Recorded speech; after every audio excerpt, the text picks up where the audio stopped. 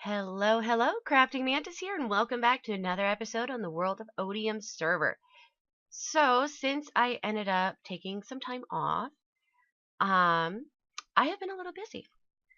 So I wanted to show you guys some of the stuff that I've done. So this right here, I've added a little bit more to this area here. I ended up adding more trees, and I really like how these strip birch logs look with the trees. So I think what I'm going to do in like the forested areas here within the halfling area, I'm going to end up using these oak trees and the strip birch. So plant the birch and then just, pop out these two leaves and strip them all so that it's uniform all the way up. But yeah, so this is kind of how the little forested areas are going to end up looking. What I'm probably going to do is I'm probably going to get Nerd to help me out and make these big trees look better because unfortunately the Minecraft large oak trees they're horrible. So get those cleaned up. Those are more like, place markers. Hey, this is where I want a big tree to kind of fill out this area.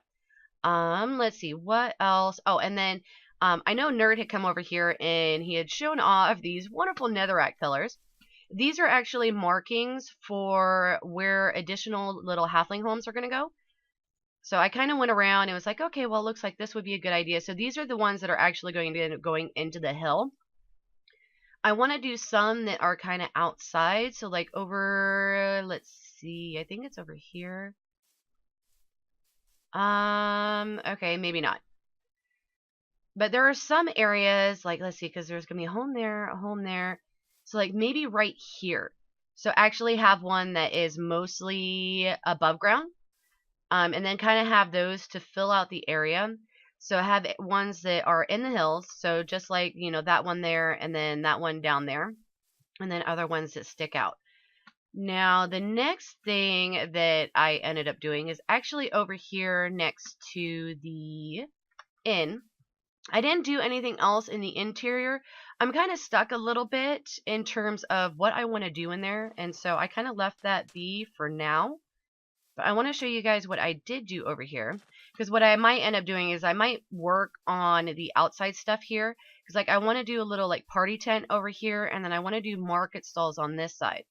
But this right here, this is what I got done in regards to the inn. So I built a little stable because I had all of the horses and the donkeys up above the original little halfling home.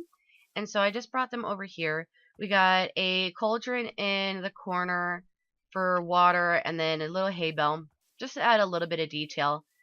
I didn't want to build, anything too elaborate in terms of the actual stable, at least for this area.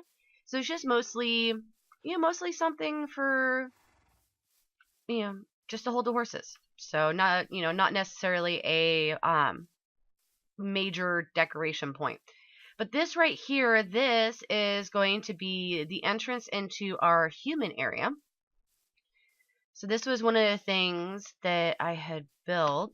So we got the two towers and then this little thing here. It's not too functional. If we come in here, I can show you guys what I mean by not too functional. Because if we come up here, can't really see out the windows unless you jump. And then in here, all it is a single wide. Granted, you can't actually see out the windows here. So that is definitely a plus. But in terms of, the actual towers and stuff, I don't know if I'm actually going to do anything with the interiors here. This is more of a decoration than anything else. But yeah, so the inspiration is kind of, like the old Germanic buildings. And I really like how, like with the fence gates and the fence posts, how those ended up turning out. Unfortunately, with the Germanic style buildings, they have a lot of, like diagonals and stuff, and you can't really do that with the fences. And then the using slabs and stuff, especially on this scale, the slabs and the stairs were just way too heavy. So I decided to kind of find a middle ground, and this is what I came up with, and I'm actually pretty happy with the way this turned out. And I'm definitely loving the dark oak trapdoors. It is, I'm apparently addicted to strip birch / stripped oak and dark oak trapdoors.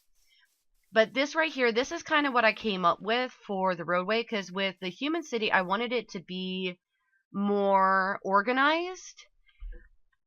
And so that we've actually planned out the entire, well, at least the beginning of the city, because we can still end up expanding over in that direction if we need to.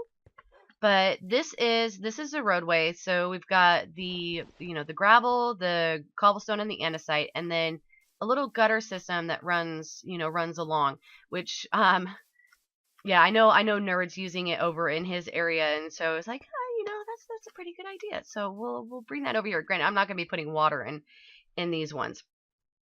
Now, in terms of the roads, the main roads are 5 wide.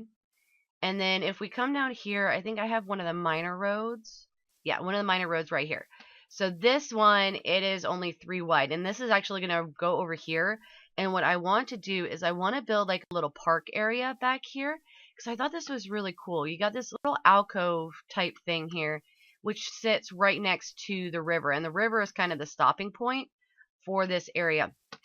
So I left a strip of forest all the way around, and it ends up over in the ocean, which is over in that direction. And I still have a couple caves that I have to explore in order to light them up before I close them off, because I think this is just one that, yeah, this just kind of dipped around. But in terms of the actual city building, I've gone around, and these are just, general ideas. So in case any of the other people on Otium want to come over here and build, these are just general guidelines as to the shape of the building. They don't have to be be exact, but like the bank is going to be one of the, slightly bigger buildings. So they've got 3 additional here, 3 additional that way. Because a lot of the buildings that I've been looking at in terms of inspiration, they've actually got an overhang. And so the second story will actually hang over and then have supports that come down here. And then so we got like a bank, we've got, let's see, there's stables over here. This is going to be the inn, so definitely a lot bigger. So this one is probably going to be a 2-story building. And then, we got some shops, like that's going to be the blacksmith, the general store. We've got like the baker, the butcher. I think it's butcher. Yeah, butcher. And then this one right here. This is actually going to be my next project. This is going to be the town hall. It's just the same way as I did over in the halfling area. This right here is going to hold the block palette and the map and stuff for this area here. And then we've got the market is going to end up going over here. And then I'm going to actually do a dock and might even do a ship. I'm not 100% sure. Because the last ship that I did, well, actually no, I did do the long ship with Nerd. So I might be able to pull it off. Or if somebody else wants to build it, then that would definitely be fantastic. But yeah, so there should be, like a ship actually coming in, and then I plan on doing like a lighthouse over on the corner over there. And then this is the area where we can actually expand more. I cleared out because this entire area was these hills, and so I cleared this area out in order to make it flat, because I wanted, I wanted to city plan.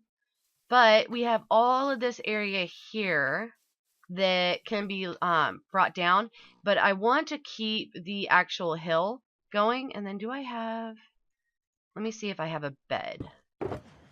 No, of course not. I don't know what happened to my bed.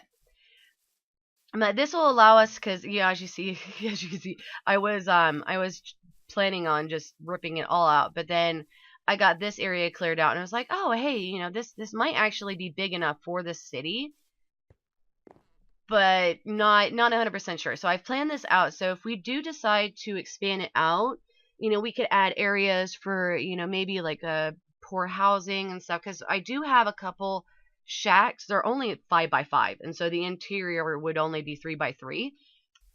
So it is definitely, definitely very, very small.